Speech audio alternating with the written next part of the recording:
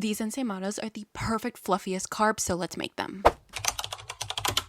I'm a busy woman, so I decided to toss all of the ingredients into my bread maker, and then I just let it do its thing to let the dough mix and rise. That being said, this can totally be made in a bowl, and I have all of the instructions in the description below. What's really nice about the bread machine is you just toss it all in and it will make the dough so there's no mess. So I went ahead and started by tossing all of the liquids in, so the milks, the waters, the eggs, all of that. And then I started to add in all of the dry ingredients, making sure that the flour was on top so that I could make a little mound to separate the yeast. I am following these steps because that's what the bread machine does for any of the other breads you make in it. So I went ahead and followed it here, but if you're making it in a bowl, I would follow the steps that I have in the description below. I say all of that, and then last minute I decided, you know what, I'm going to break the liquid first rule, and I'm going to add this ube flavoring. I wanted to see if it added any flavoring at all to the bread whatsoever. Ideally, I would have put it in with the rest of the liquids, but it didn't make that big of a difference since I just pushed it away from where I was putting the yeast. Like I mentioned before, I made it a little divot and put it in, and with that, this is off to the bread machine on the dough setting.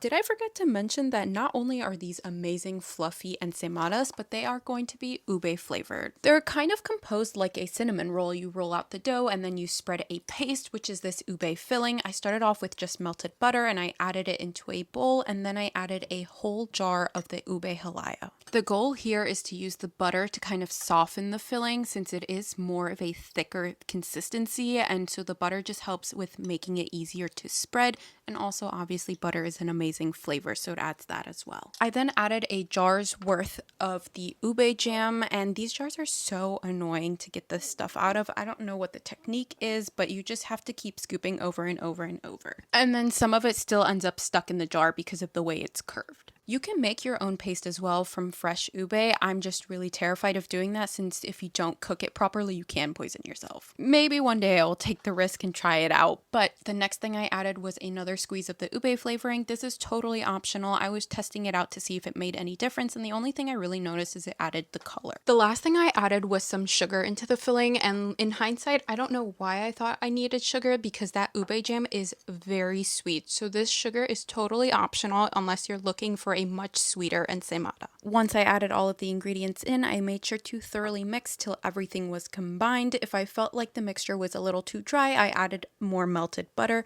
but this is what it should look like. And with that, this is all set. Let's move on to rolling out the dough.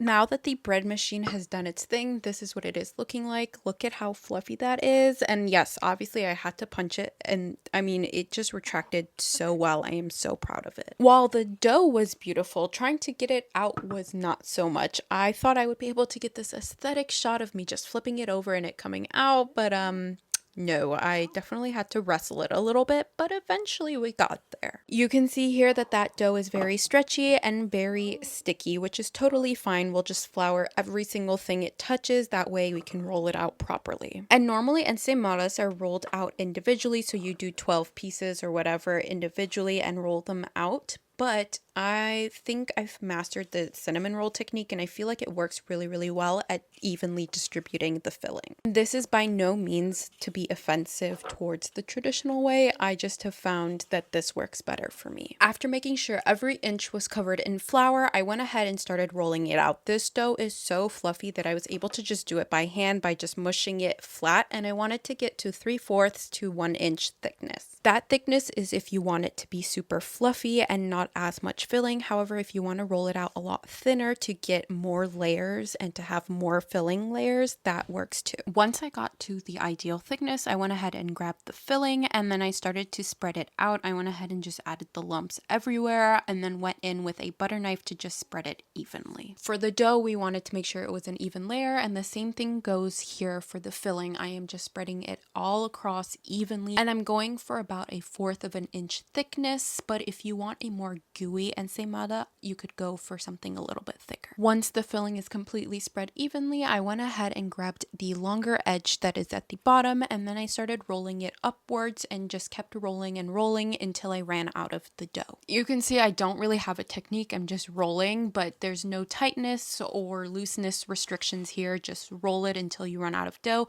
But the one thing I will note is try to make sure that the edge is sticking, that way it doesn't open up when baking. Once you've rolled the Enseymada log, it's time to grab that butter knife again and then just start slicing. I went ahead and sliced the ends a little bit thicker, but ideally you will have a 1 inch to 2 inch thickness per piece. The ideal size would be 1.5 inches, and as you can see, as I kept cutting, they got a little bit thinner, a little bit thicker, and it's totally fine because thick or thin, these are going to bake and come out as enseymadas. Either way, they're going to taste delicious. You might just get a smaller piece, and you know what, give that to the sibling you like the least. After every piece has been cut, it is time to add them into a pan. I went ahead and just added some foil into the pan. I didn't have to grease it or anything, and it did not stick. When adding them into the pan, I made sure to flip them so that they are sat on a cut side. I also left about an inch gap between each. That way when they rise, they will just fill up the gaps. To let them rise, I went ahead and covered them with the cutting board I was using to cut them, and I let them sit for about 30 minutes, and then this is what they were looking like. And with that, they are off to bake at 375 for about 20 minutes.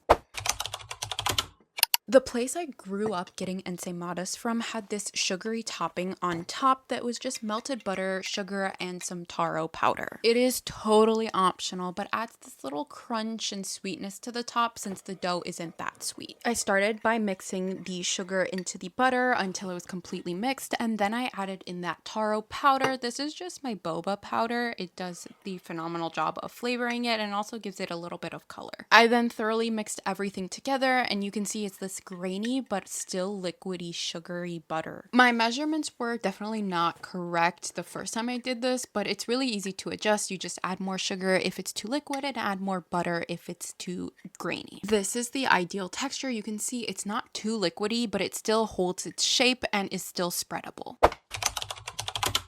The sugar topping is ready and the buns have been baked. As you can see, they grew a lot and they are super fluffy and they are still warm. So while they're warm, I'm going to add that sugary butter coating so that it melts on top. I just went ahead and used a spoon to just spread it around and tuck it into all of the crevices. Right now, it is looking very dry. I probably could have added some more butter, but the enseymadas are still very warm. So giving it a few minutes, it will still melt.